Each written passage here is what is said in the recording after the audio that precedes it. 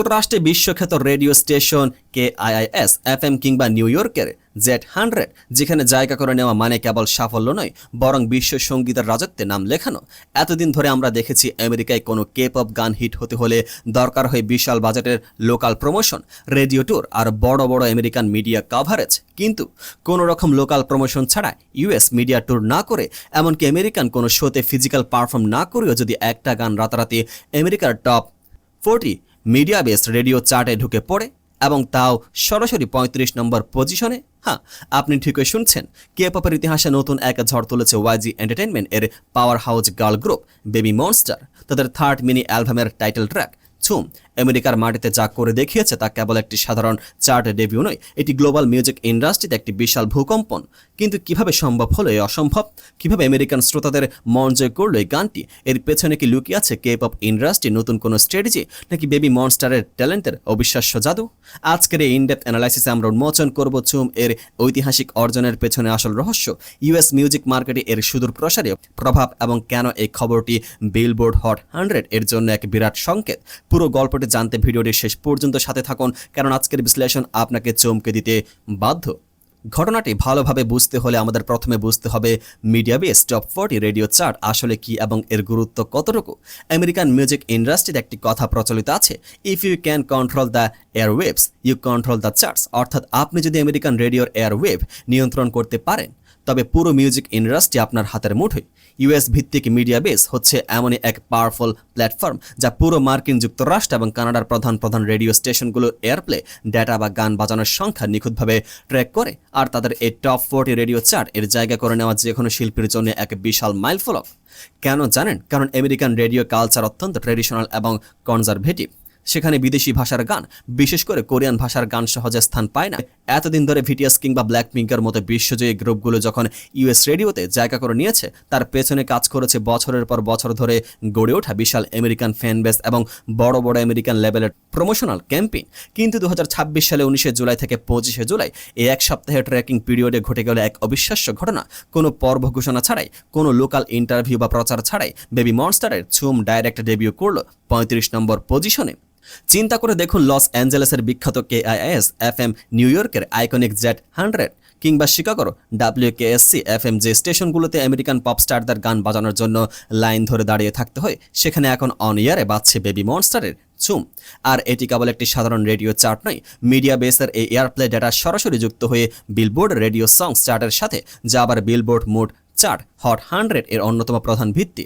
অর্থাৎ baby monster এখন সরাসরি বিলবোর্ড হট 100 এর মূল দরজায় সাজরে কারাঘাত করছে। এবার আসা যাক সবচেয়ে বড় প্রশ্নের জায়গায়, যে রহস্যটির মিউজিক ক্রিটিক এবং K-পপ অ্যানালিস্টদের মাথা নষ্ট করে দিচ্ছে। সাধারণত কোনো K-পপ গ্রুপ যখন আমেরিকান মার্কেটে প্রবেশ করতে যায় তখন তারা মার্কিন টিভিতে পারফর্ম করে, রেডিও ড্রাইভে যায়, আমেরিকান শিল্পীদের সাথে কোলাপ করে। কিন্তু বেবি মনস্টার ঝুম রিলিজ করেছিল গত মে মাসে, প্রায় 11 সপ্তাহ পার হয়ে গেছে অ্যালবামের রিলিজের। যেখানে যে কোনো গানের হাইপ 2 থেকে 3 সপ্তাহ পর কমতে শুরু করে, সেখানে রিলিজের প্রায় 3 মাস পর কিভাবে একটা গান হঠাৎ US রেডিওতে এভাবে রাজত্ব করতে শুরু করলো, এর পেছনে 3টি প্রধান কারণ রয়েছে। চলুন সেগুলো বিশ্লেষণ করা যাক। প্রধান কারণ, অর্গানিক ডিমান্ড এবং অন এয়ার রোটেশন।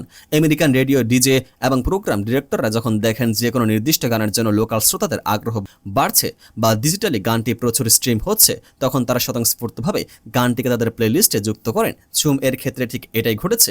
কোনো স্পন্সর প্রমোশন ছাড়া এটি আমেরিকান শ্রোতাদের কান স্পর্শ করেছে এবং রেডিও ডিজের বাধ্য হয়েছেন এটি অন এয়ারে বাজাতে। দ্বিতীয় কারণ, ঝুম এর মিউজিক্যাল স্ট্রাকচার এবং ইউনিভার্সাল অ্যাপিল। ঝুম শব্দটি কোরিয়ান ভাষা থেকে এসেছে, যার অর্থ নাচ বা ড্যান্স। বেবি মনস্টার তাদের এই থার্ড মিনি অ্যালবামে নাচ এবং বিটকে একদম সেন্টার স্টেজে নিয়ে এসেছিল। গানটির production quality, high energy baseline এবং ইউনিভার্সাল মেলোডি কোনো ভাষার বাঁধা মানেনি। আমেরিকান পপ রেডিওর যে ভাইব বা ওয়েভ প্রয়োজন, ঝুম এর সাউন্ড ডিজাইন ঠিকই সেই ফরম্যাটে তৈরি। তৃতীয় কারণ, বি সাইড কন্টেন্ট এবং সাস্টেইনড মোমেন্টাম। অ্যালবাম রিলিজের পর অফিসিয়াল প্রমোশন শেষ হলেও YG এন্টারটেইনমেন্ট এবং বেবি মনস্টার কিন্তু বসে থাকেনি। তারা একের পর এক বি-সাইড ট্র্যাকের কন্টেন্ট, পারফরমেন্স ভিডিও এবং বিহাইন্ড দ্য সিনস রিলিজ করে মোমেন্টাম ধরে রেখেছিল। এর ফলে অ্যালবামের প্রধান গান ঝুম কন্টিনিউয়াসলি ট্রেন্ডিংয়ে থেকে গেছে। আর এই দীর্ঘমেয়াদী হাইপের ফলস্বরূপ 11 সপ্তাহ পর এসে US রেডিওতে এই ঐতিহাসিক বিস্ফোরণ ঘটেছে। মিডিয়া বেস টপ 40 চার্টে 35 নম্বরে এন্ট্রি নেওয়া কিন্তু কোনো বিচ্ছিন্ন ঘটনা নয়, এটি একটি বিশাল সাফল্যের শিখরের উপর দাঁড়িয়ে থাকা এক দৃশ্যমান ফল। আমরা যদি বেবি মনস্টারের ঝুম অ্যালবামের সামগ্রিক পারফরমেন্সের দিকে তাকাই, তবে ডেটা বা পরিসংখ্যান আমাদের সামনে এক অবিশ্বাস্য চিত্র তুলে ধরে। অ্যালবামটি রিলিজ হওয়ার পরপরে বিশ্বের 19টি ভিন্ন ভিন্ন অঞ্চলের আইটিউন্স টপ অ্যালবাম চার্টের শীর্ষস্থান দখল করে নেয়। শুধু তাই নয়, পুরো বিশ্বের সম্মানিত world wide iTunes album chart এটি 1 নম্বর স্থান অধিকার করে। কিন্তু এখানে কি শেষ? একদমই নয়। ফিজিক্যাল অ্যালবাম সেলসের ক্ষেত্রে বেবি মনস্টার যা করেছে তা নতুন প্রজন্মের গার্ল গ্রুপগুলোর জন্য এক বিরাট চ্যালেঞ্জ। অ্যালবামটি রিলিজের মাত্র 1 সপ্তাহের মধ্যে মাত্র 7 দিনে 7,50,000-এরও বেশি কপি বিক্রি হয়েছে। 1 সপ্তাহে 8 লাখ অ্যালবাম সেল হওয়া কোনো সাধারণ কথা নয়। এটি প্রমাণ করে যে বেবি মনস্টারের ফ্যান বেস বা মনস্টিজ কেবল ডিজিটাল স্ট্রিমিংয়ে সীমাবদ্ধ নয়, তারা ফিজিক্যাল অ্যালবাম কিনে গ্রুপের পেছনে শক্তভাবে দাঁড়িয়ে আছে। আর এই গ্লোবাল চার্ট ডোমিনেশন এবং বিপুল বিক্রির তরঙ্গে শেষ পর্যন্ত গিয়ে আছড়ে পড়েছে উত্তর আমেরিকার মিউজিক মার্কেটে। আইটিউন্স থেকে শুরু করে বিশ্বব্যাপী অ্যালবাম চার্ট সব জায়গায় ঝুম এর যে প্রভাব তৈরি হয়েছিল, সেটি আমেরিকান রেডিও ডিসিশন মেকারদের বাধ্য করেছে বেবি মনস্টারকে প্রমোট করতে। এটি কোনো অলৌকিক ঘটনা নয়, এটির পপুলারিটি এক উজ্জ্বল দৃষ্টান্ত। ঠিক এই সময়ে যখন আমেরিকান রেডিওতে বেবি মনস্টারের নাম গুঞ্জরিত হচ্ছে, তখনই তারা প্রস্তুত হচ্ছে তাদের জীবনের সবচেয়ে বড় অ্যাডভেঞ্চার জন্য, তাদের সেকেন্ড ওয়ার্ল্ড ট্যুর। আপনারা কি জানেন এই ওয়ার্ল্ড ট্যুরের স্কেল কতটা বিশাল? সিউল থেকে শুরু করে বিশ্বের 5টি মহাদেশ জুড়ে বিস্তৃত এই ট্যুরে থাকবে মোট 29টি মেগা শো। আর তারা সফর করবে 18টি প্রধান শহর, Japan, Asia, Europe, south America এবং অবশ্যই নর্থ আমেরিকা। এবার ডটগুলো মিলিয়ে দেখুন, একদিকে আমেরিকান রেডিও তাদের গান স্বতঃস্ফূর্তভাবে চার্ট করছে, অন্যদিকে তারা নর্থ আমেরিকা তাদের লাইভ কনসার্ট দিয়ে পা রাখছে। এটি একটি পারফেক্ট টাইমলাইন। যেসব আমেরিকান শ্রোতা রেডিওতে ঝুম শুনে বেবি মনস্টারের ফ্যান হচ্ছেন, তারা এখন সরাসরি কনসার্ট হলে গিয়ে সেই 7 জন টেকনিশিয়ান ও ভোকাল পাওয়ার হাউসের পারফরমেন্সের চোখের সামনে দেখতে পাবেন। কে-পপ ইন্ডাস্ট্রিতে লাইভ ভোকাল এবং পারফরমেন্সের দিক থেকে বেবি মনস্টার ইতিমধ্যে নিজেদের আলাদা এক উচ্চতায় নিয়ে গেছে। তাদের অল কিল ভোকাল, স্টেজ প্রেজেন্স এবং আনম্যাচড এনার্জি যখন নর্থ আমেরিকার স্টেজে বিস্ফোরিত হবে, তখন এই রেডিও সাফল্য যে শতগুণ বৃদ্ধি পাবে তা আর বলার অপেক্ষা রাখে না। ওয়ার্ল্ড ট্যুরের এই টাইমিং প্রমাণ করে যে ওয়াইজি এন্টারটেইনমেন্ট এবং বেবি মনস্টার বিশ্বজয়ের যে ব্লুপ্রিন্ট তৈরি করেছিল তা কতটা নিখুঁতভাবে কাজ করেছে। চলুন এবার একটু গভীরে গিয়ে চিন্তা করি, বেবি মনস্টারের এই 35 নম্বর পজিশনে ডেবিউ করাটা কে-পপের সামগ্রিক ইতিহাসের জন্য কি বার্তা বহন করে। আমরা জানি 4th এবং 5th জেনারেশনে কে-পপ গ্রুপগুলোর মধ্যে প্রতিযোগিতা এখন তুঙ্গে। প্রতি সপ্তাহে নতুন নতুন গ্রুপ আসছে, নতুন গান রিলিজ হচ্ছে, কিন্তু টিকে থাকছে কারা? টিকে থাকছে তারাই যাদের ফাউন্ডেশন শক্ত। বেবি মনস্টার যখন আত্মপ্রকাশ করেছিল, তখন অনেকে তাদের ডেবিউ স্ট্র্যাটেজি নিয়ে প্রশ্ন তুলেছিলেন, কিন্তু আহসান, রামিন, রুকি, ফারিতা, আশা, হারাম এবং চিকিতা এই 7 জন সদস্যরা বারবার প্রমাণ করেছেন যে ট্রেন্ডের পেছনে না ছুটে প্রপার মিউজিক এবং ভোকাল স্কিল দিয়ে কিভাবে ইন্ডাস্ট্রি শাসন করতে হয়।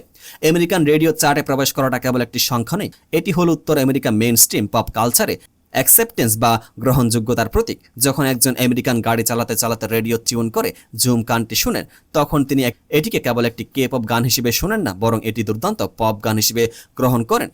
আর এই পরিবর্তনটাই বেবি মনস্টারকে তাদের সমসাময়িক অন্য যে কোনো গ্রুপের চেয়ে কয়েক ধাপ এগিয়ে দিচ্ছে। তারা দেখিয়ে দিচ্ছে যে কোরিয়ান ভাষা বা এশিয়ান ব্যাকগ্রাউন্ড কোনো বাধা নয়, যদি আপনার মিউজিক এবং পারফরমেন্স আন্তর্জাতিক মানের হয়। সুতরাং পুরো বিষয়টি যদি আমরা সামারাইজ করি, মে মাসে রিলিজ হওয়া ঝুম আজ জুলাইয়ের শেষে এসে ইউএস মিডিয়া বেসে টপ 40 চার্টে 35 নম্বরে স্থান করে নিয়েছে, কোনো লোকাল প্রমোশন ছাড়া, কোনো আমেরিকান মিডিয়া ট্রিপ ছাড়া। এটি কেবল বেবি মনস্টারের একটি সাফল্য নয়, এটি গ্লোবাল মিউজিক ইন্ডাস্ট্রিতে এক নতুন যুগের সূচনা।